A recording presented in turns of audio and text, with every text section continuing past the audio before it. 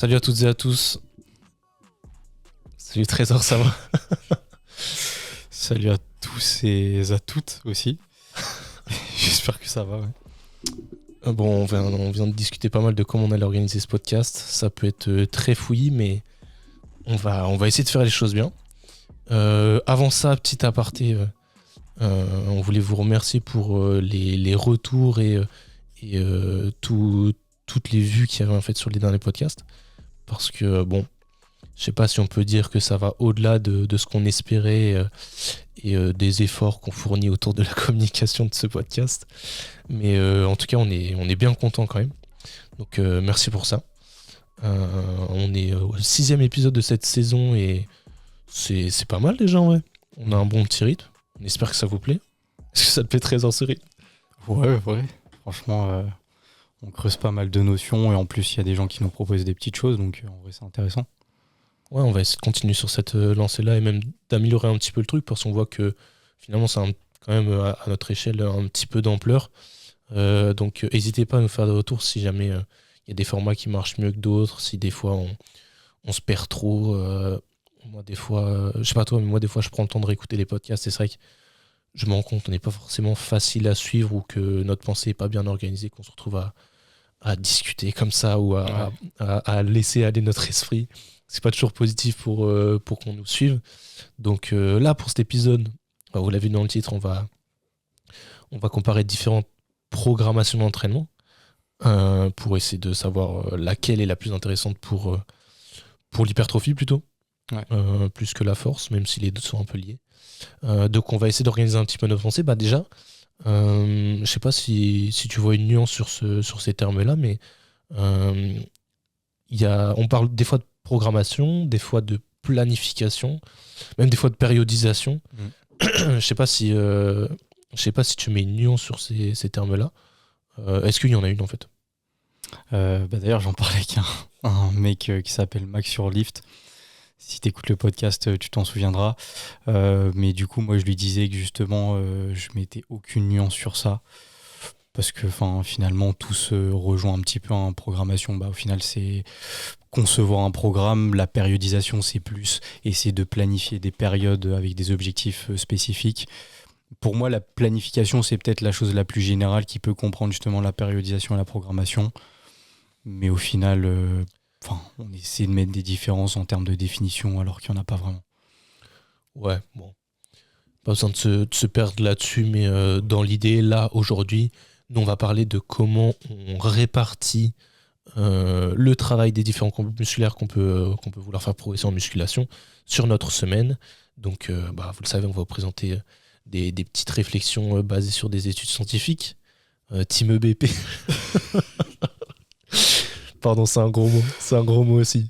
Mais principe EBP, en tout cas, est-ce qu'on se revendique EBP? Je sais pas, mais pour ceux qui le savent, vous comprendrez. Mais le but, voilà, c'est de savoir ce qu'on nous dit sur ça. Est-ce qu'on observe une différence significative entre deux méthodologies d'entraînement? Vous verrez que là, il y en a plein. En fait, même, on peut prendre le temps de vous les présenter. Comment toi, tu répartissais ton entraînement de musculation à tes débuts, Trésor? Est-ce que tu étais team full body, split, push-pull legs, il y a même du half body? Ouais. Tu faisais comment? Non, moi je faisais split en classique avec pec lundi, dos le mardi. Il n'y avait même pas legs, donc Full c'était pec. réglé. Full pec. Ouais. Et après, il y a mon coach, parce que j'avais pris un coach qui m'avait sensibilisé un petit peu avec le full body. Donc j'avais un peu essayé, voilà. C'est tout. Et toi? Moi, je pense que je suis très vite passé sur le push-pull legs parce que j'aimais bien comment ça répartissait les exercices. Je trouvais qu'il y avait une forme de cohérence. Bon, alors, certains parmi vous sauront le critiquer, hein. Effectivement, ça met un peu moins l'accent sur le travail des bras, dans la mesure où on le travaille en fin de séance un peu plus fatigué. Mais j'aimais bien et je pense que c'est quand même une clé importante qui doit vous aider à faire vos choix. Si vous aimez ou pas votre entraînement. La clé, c'est toujours de travailler en parallèle d'une adhésion forte à votre quotidien, à votre rythme de vie, à vos différents entraînements. Mais donc, ouais, plutôt push-pull legs. Et quand je couplais ça à du sport, c'était full body. Parce que full body, ça utilisait un petit peu moins de fatigue localisée sur un groupe musculaire, donc un peu moins handicapant quand on fait des sports un peu plus généraux. Enfin, en l'occurrence, moi je pratiquais l'escrime et maintenant l'haltérophilie. C'est vrai que quand on fait un split en parallèle d'un sport, on peut retrouver un petit peu de limite dans la pratique de sa discipline de base. Donc ça, c'est quelque chose dont on parlera après aussi. Mais voilà pour les différents formats d'entraînement. Alors, on n'a pas pris le temps d'expliquer, mais on va expliquer au moins les deux principaux. Le principe du full body, comme son nom l'indique, c'est sur une séance qu'on va bosser tout le corps. Du moins tous les groupes musculaires qu'on veut bosser. C'est difficile de faire un exercice pour chaque groupe musculaire. Si on bosse les pecs, le dos, les biceps, les triceps, les avant-bras, les quadriceps, les ischios, les fessiers, les mollets, potentiellement en plus l'arrière d'épaule, les trapèzes. Voilà, ça fait quand même beaucoup de muscles à hypertrophier, sur lesquels on peut chercher l'hypertrophie. Il y a forcément des trucs qui passent un peu à la trappe, mais dans l'idée, on va pas privilégier une partie du corps en particulier, on va essayer de bosser tout. Et ça, sur une semaine d'entraînement, ça va induire une plus haute fréquence de travail. Donc finalement, c'est ça qu'on va étudier aujourd'hui, Trésor. C'est la fréquence de travail sur les différents groupes musculaires. Parce que les méthodes, en fait, on peut les changer dans tous les sens. On vous a parlé de push-pull legs, mais il y en a certains aussi qui parlent de reverse push-pull legs, où finalement on ne fait pas pec triceps, mais pec biceps, et après séance dos triceps. Donc ça, pareil, niveau fréquence, ça représente à peu près la même chose, mais c'est de l'agencement, en fait. Nous, on va se concentrer sur les principes de base de l'entraînement, à savoir le volume. Enfin, en tout cas, aujourd'hui, les quelques principes de base qu'on va traiter, c'est surtout le volume et la fréquence. Enfin, en tout cas, moi, dans mes recherches, c'est surtout mis en avant. Je sais pas si toi, tu as d'autres trucs. Non, après, il y a l'intensité généralement qui est standardisée, Ouais. ce qui est important. Parce qu'on sait que voilà, la proximité de l'échec reste un facteur quand même déterminant dans l'hypertrophie. Par contre, ce que je trouvais peut-être, après on en reparlera sur les études, mais ce qui est peut-être un petit peu limitant, c'est comme tu l'as dit, c'est que parfois dans les études, généralement, on va avoir des exercices un petit peu généraux. Et du coup, on a du mal parfois à comptabiliser le volume indirect. Parce que par exemple, sur un bench, vous allez solliciter bien sûr les pectoraux, mais vous allez avoir aussi du volume supplémentaire sur les deltoïdes antérieurs et sur les triceps. Et c'est vrai que parfois, en fonction de certaines mesures, notamment une étude sur aussi la comparaison entre full body et split de Brachenfeld, on a remarqué, après on en reparlera, qu'il y avait finalement une hypertrophie un petit peu plus importante sur les triceps et pour le full body.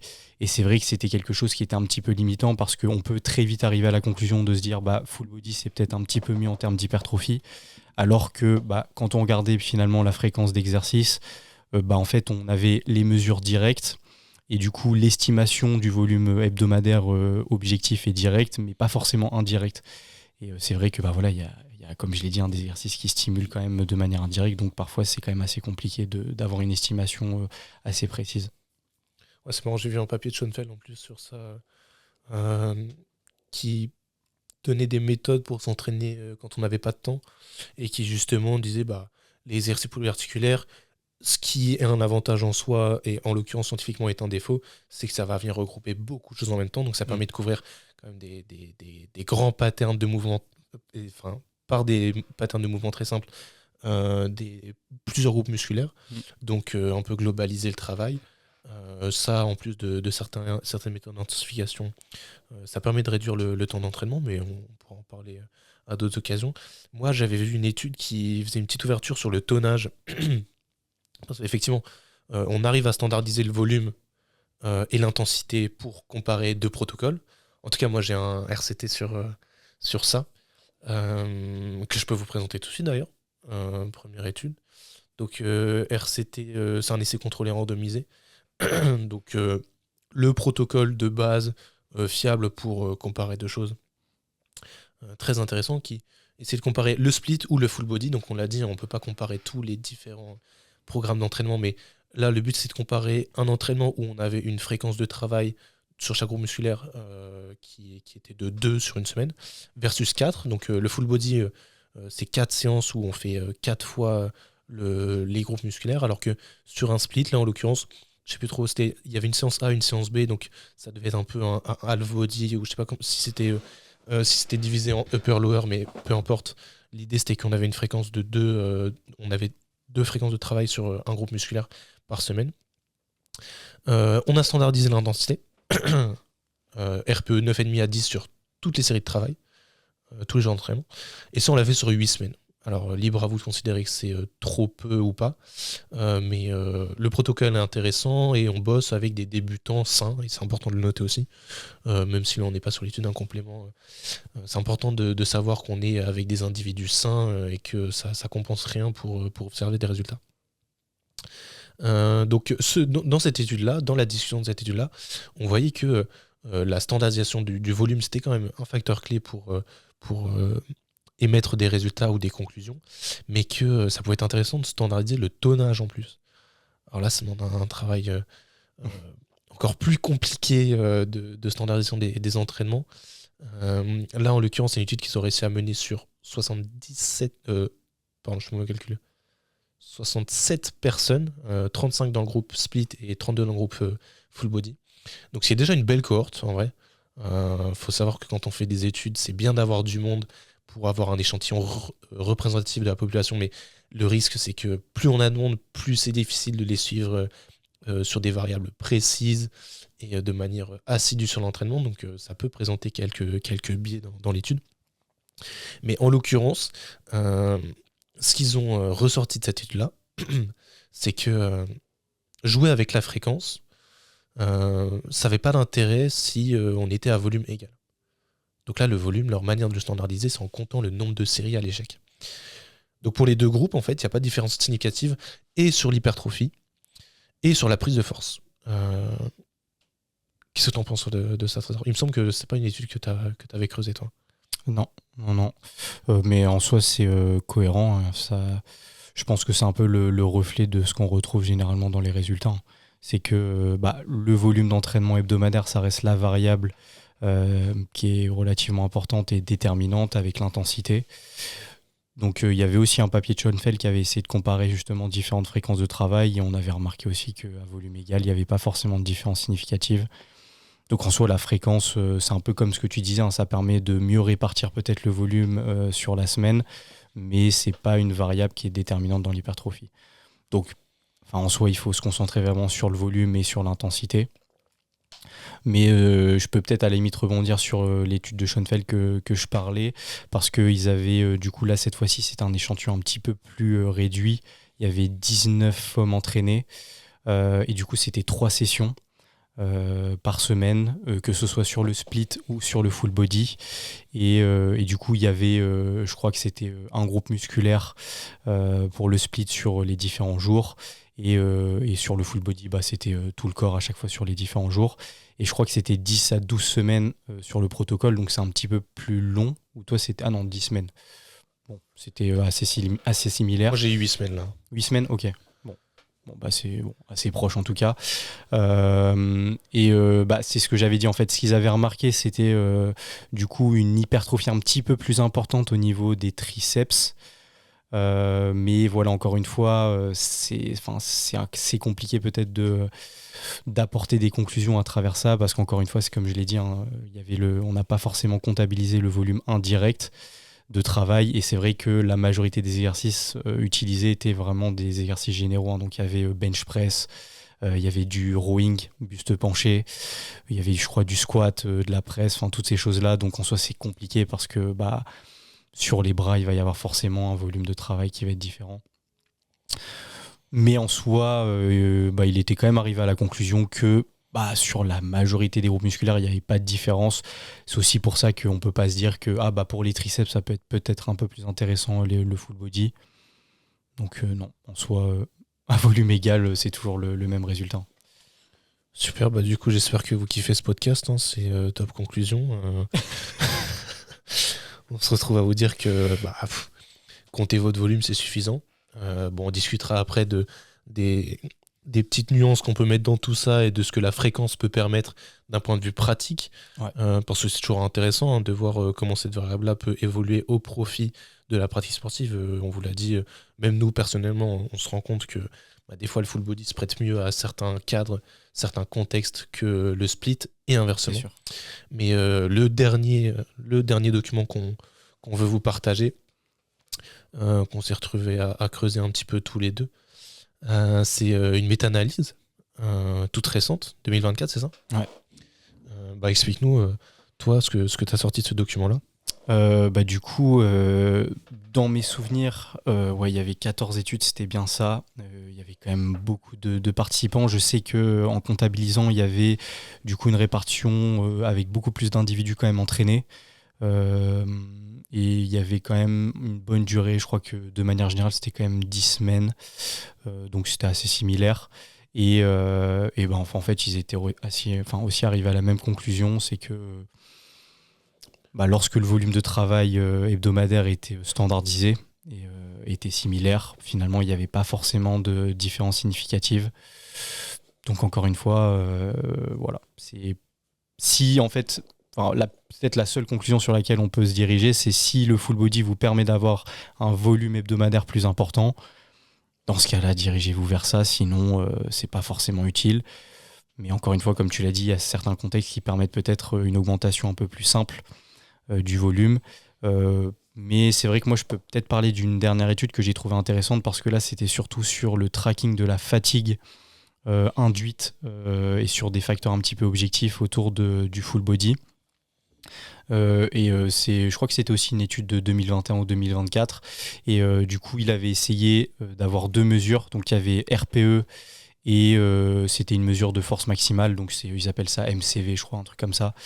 Et du coup, en fait, ils avaient mis le protocole sur quelques semaines aussi.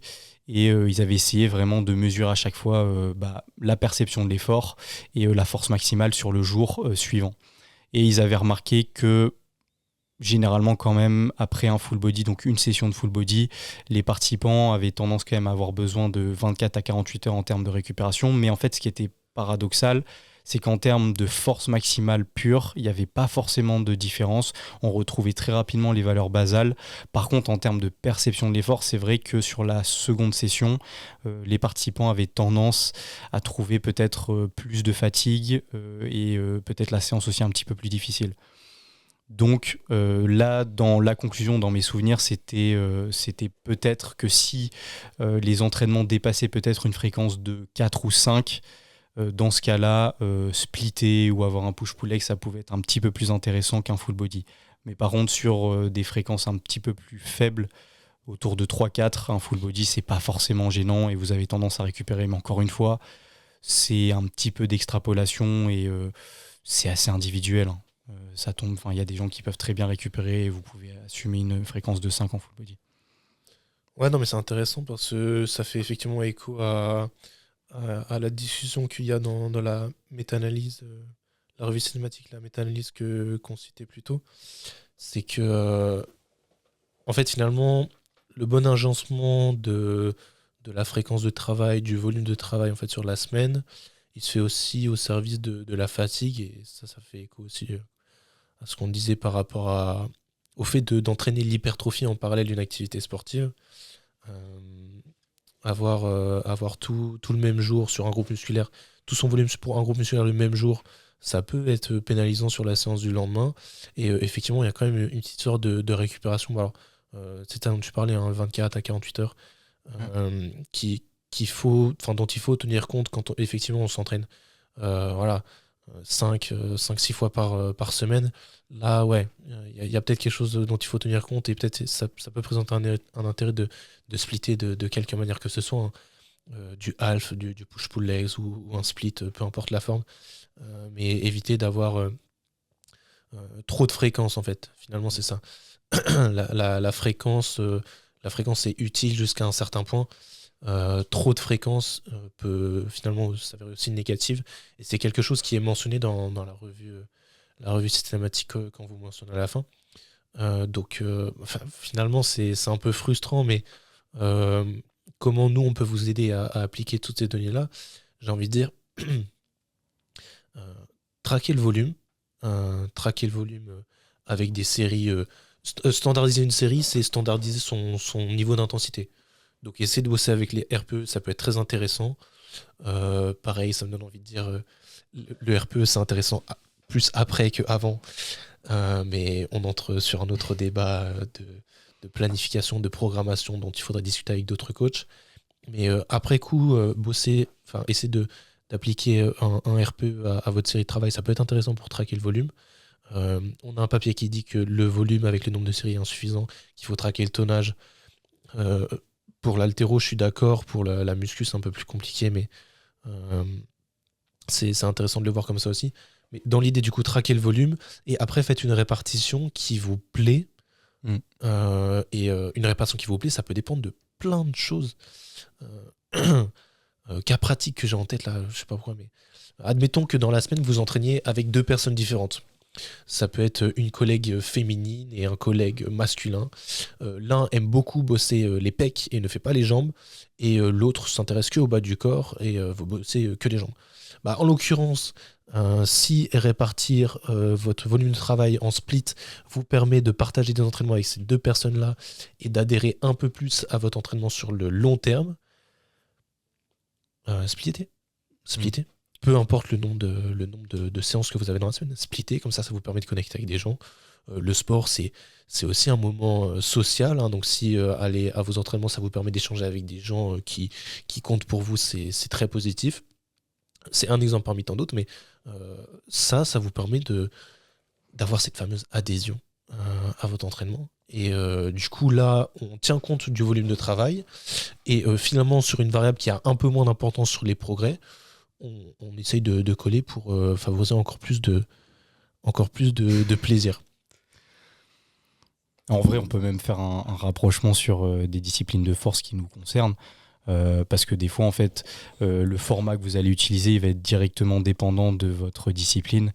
Admettons, je sais pas, on peut prendre le street lifting. Si vous faites un push-pull leg ou un upper-lower, ça peut être très rapidement compliqué aussi, parce que vous pouvez par exemple sur un upper lower avoir un très gros volume puisque la majorité des mouvements sont sur le haut du corps, donc vous pouvez avoir un très gros volume sur le haut du corps sur une session, donc dans ce cas là ce sera pas forcément adapté, donc en fait des fois ça vous permet de choisir. Ça peut être pareil aussi pour le power, peut-être des fois vous pouvez un petit peu moins récupérer, on va dire en termes de perception d'une session précédente, que ce soit sur, je sais pas, un deadlift ou sur un squat, et du coup peut-être faire un push-pull leg, des fois ça peut être plus compliqué, donc dans ce cas-là vous essayez d'adapter et vous organisez votre semaine en fonction de ça. Donc il n'y a pas de format en tout cas qui semble obligatoire pour progresser, c'est encore une fois dépendant du contexte, et vous pouvez progresser sur tous les formats. Sur l'hypertrophie, ça va être dépendant du volume, de l'intensité.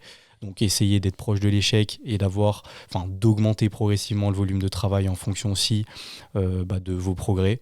Si, je sais pas, vous avez plus de mal à progresser sur les pectoraux, placez-les peut-être sur un début de séance et augmentez peut-être un peu plus le volume de travail sur les pectoraux. Et pour la force, ce sera dépendant finalement de votre discipline. Mais encore une fois, le volume est peut-être un petit peu moins important, le format aussi. La fréquence peut-être un peu plus sur un apprentissage moteur, mais c'est encore à discuter. Ouais, c'est intéressant, ça c'est quelque chose que je voulais mentionner aussi parce que tu prenais l'exemple du street. Et c'est vrai que là jusqu'à maintenant on parle beaucoup d'hypertrophie, même si c'est associé à la prise de force. On a un peu moins creusé la question de la prise de force, en tout cas pour la fréquence. Mais c'est vrai qu'il y a des petites questions sur l'apprentissage moteur dont il faut tenir compte quand on planifie en force. Avoir de la répétition sur des mouvements très techniques, à mon sens, ça peut présenter un intérêt. Peut-être plus chez des débutants que chez des personnes avancées, mais voilà. Encore une fois, pour répartir le volume, c'est bien, mais si en plus ça permet d'avoir plusieurs piqûres de rappel dans la semaine, pour des mouvements d'haltéro, pour le muscle-up, pour d'autres mouvements qui peuvent poser problème, ça peut être intéressant. Mais encore une fois, pareil sur la force, là, on est quand même très proche de ce qu'on observe sur l'hypertrophie. Donc, c'est intéressant de le noter et de le rappeler. Ouais. Et aussi, peut-être pour rappel, parce que tu parlais tout à l'heure aussi de fatigue, faut quand même remettre un petit peu de contexte, c'est qu'actuellement, on n'a pas vraiment de preuves qui démontrent un effet cumulé de la fatigue. C'est plus de la perception, donc à chaque fois des ressentis des athlètes, mais sur des données vraiment objectives comme, je sais pas, des mesures de lactatémie ou de puissance maximale, de RFD ou de force maximale. Actuellement, il n'y a pas vraiment de données qui permettent de soutenir ça. Donc, quand vous ressentez de la fatigue, c'est du ressenti. Donc oui, vous pouvez adapter, mais ça ne veut pas forcément dire que vous êtes vraiment fatigué. Bon, c'est chiant. Ça, pareil, c'est compliqué. Non, mais c'est intéressant, mais il faut aider les gens. Enfin, je sais pas si vous vous placez plus en tant que coach ou en tant qu'athlète. D'ailleurs, dites-le nous si vous êtes plus coach ou athlète, vous qui nous écoutez. Mais c'est intéressant d'aider les gens à comprendre d'où vient leur fatigue. Et juste aider les gens à capter que la fatigue nerveuse, c'est pas soulever lourd. Une fois, c'est intéressant en fait. Ça permet de comprendre pas mal de choses. Parce que ça permet d'accorder pas mal de connaissances. Fin de bloc, on est fatigué, ouais, en fait, on est peut-être monté en intensité sur le bloc, donc peut-être on soulevait des charges plus lourdes, mais c'est peut-être aussi qu'on a accumulé un volume de travail supérieur, et comme le disait le papier qu'on citait plus tôt, le volume de travail, c'est pas seulement le nombre de séries, c'est aussi le tonnage, donc faut voir comment ça a évolué, et c'est peut-être ça qui induit une plus grosse fatigue perçue que le fait d'avoir monté les charges. Et on se rend compte que finalement, arrête-moi du coup si je me trompe, hein, mais on se rend compte que la fatigue nerveuse n'est pas induite par des charges lourdes sur des très courtes fourchettes de répétition, mais plus par le volume de travail. Ouais. Et qu'en fait, la fatigue nerveuse, ouais, ça va à l'inverse de ce qu'on pense. Une grosse fatigue musculaire va être induite par un gros travail musculaire. Ouais. Et un gros travail musculaire, c'est soulever très lourd. Soulever très lourd, une fois. Donc en soi, ce qu'il faut retenir, c'est que vous allez avoir plus de fatigue nerveuse d'un entraînement en hypertrophie qu'en soi un entraînement en force max pure. Ouais. C'est à l'inverse de ce qu'on pense. Et même on remarque que les plus gros taux de fatigue nerveuse réels, ça se retrouve sur des sports à très longue durée, et notamment de course à pied. Donc c'est vraiment à l'inverse de ce que l'on pense. Exactement. Et ouais, vous pouvez paraître chiant, mais faut réussir à bien l'amener, parce que le but, c'est pas de remettre en question la fatigue des gens. C'est pas de leur non, t'es pas fatigué. Faut pas leur dire ça. C'est de les aider à comprendre la cause de leur fatigue pour cerner peut-être les facteurs qui ont changé, les différents leviers sur lesquels ils ont joué ces dernières semaines pour progresser et comprendre du coup la nature de leur fatigue à partir de ce que nous on observe quand on mesure avec un petit peu plus de rigueur et des meilleurs outils quand on essaye de mesurer la fatigue. Mais là, pareil, on glisse sur un sujet très vaste. Pas forcément très vaste, mais en tout cas qui demande pas mal de temps à traiter, parce que y a plein de fatigues différentes, et du coup, il y a plein de manières de l'étudier, il y a plein de manières de la percevoir, et il y a différents impacts sur la performance. Donc, pareil, c'est un sujet très intéressant. Mais si on essaye de conclure un petit peu sur cet épisode, la conclusion que vous pouvez en garder, c'est effectivement de traquer volume et intensité. Le volume en comptant le nombre de séries, c'est déjà très bien. L'intensité en apprenant à bosser avec les RPE, pareil, c'est super bien, et je pense que vous évoluerez beaucoup dans votre pratique si vous arrivez à mettre ça en place. Et après, le jeu, c'est d'agencer les choses comme vous, ça vous fait kiffer. Même si sur l'hypertrophie, il y a plein d'autres choses à voir. On a failli être très exhaustif dans notre approche. Faut évidemment tenir compte de beaucoup d'autres facteurs qu'on va pas énumérer ici, mais si ça vous intéresse, on pourra en faire d'autres épisodes. Est-ce que tu avais quelque chose à ajouter par rapport à tout ça, Trésor ? Non. Faut retrouver peut-être dans une formation. Ouais, pourquoi pas. Petit projet de formation, Trésor. Non, mais si c'est un sujet qui vous intéresse beaucoup, nous on se rend compte qu'on a quand même pas mal de choses à dire, à partager. Dites-le nous, faites-le nous savoir. Et dites-nous sous quelle forme vous aimeriez qu'on traite ça. Ça peut être un podcast, une formation, un webinaire plus simple. Enfin, nous en fait on aimerait bien changer de format pour connecter un peu plus avec vous et voir jusqu'où notre travail vous intéresse. Et puis si à côté, très honnêtement, ça peut nous permettre de vivre un peu, hein. On va pas s'en cacher, les gars. Faut s'en sortir. Hein. Faut s'en sortir. Les temps sont durs. Non, mais sérieusement, n'hésitez pas à nous dire. Même si finalement le podcast, on l'a lancé il y a 3 ans maintenant. On l'a lancé sans volonté particulière de faire de l'argent, quoi. C'est vrai qu'au bout d'un moment, ce serait pas mal de réussir à en tirer des revenus. Donc dites-nous sous quelle forme ça pourrait se faire pour que ça continue à vous plaire et à vous aider. Et nous, on va continuer à bosser sur ça. Ouais. Merci Trésor pour cet épisode. Ouais, merci à toi. Merci à vous aussi. J'espère que vous allez bien kiffer. Je pense qu'il y a pas mal de choses, donc ça fait kiffer. Ouais. Et est-ce qu'on annonce le prochain épisode ou pas? Ouais. En vrai, c'est chaud, hein. Je pense qu'on l'a déjà dit en plus. Mais on va essayer de traiter de l'inflammation, en fait. Mais c'est un sujet qui parle un peu moins. Je sais pas si on va parler exclusivement de l'alimentation anti-inflammatoire ou juste de l'inflammation en général. Mais juste l'inflammation en général, ça peut être un gros morceau parce que il y a beaucoup de choses qui sont dites là-dessus. Je pense que les gens sont perdus finalement sur le fait que, enfin, savoir si c'est positif ou pas, s'il faut le stopper, s'il faut lutter contre, s'il faut l'encourager parfois pour certains processus. C'est un petit peu compliqué, mais nous, on va essayer d'apporter une approche peut-être tournée un peu plus sur la nutrition par rapport à ce sujet-là. Donc dites-nous si ça vous fait kiffer, et si c'est de la merde, vous nous le dites aussi.